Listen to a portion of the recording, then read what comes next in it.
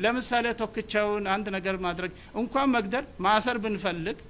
ኢትዮጵያ በቀለችን ካጠገቡ ስንወስድ ለምን ተው ነው? ኢትዮጵያ በቀለች የምትባል እኔ አርቲስት ነኝ የምትል ለፖሊስ ቁጥጥር ስር ውላ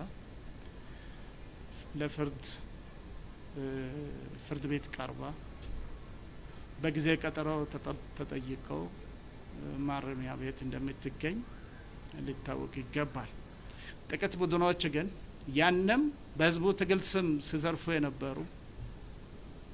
በዛ ባህሪያቸው ዘራፊዎች መሆናቸው ታውቆ ወደ አመራርነትም ያላስጠጋናቸው ነገር ግን ያልተገባ ጥቅም ማግኛ መንገድ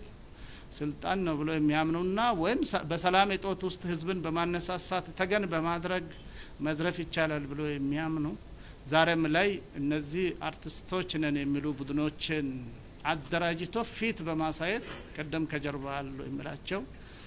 ወገኖች ናቸው። እነዚህ ወገኖች ባለፈውም ጊዜ ሲዳማ አካባቢ ከፍተኛ ችግር እንዲፈጠር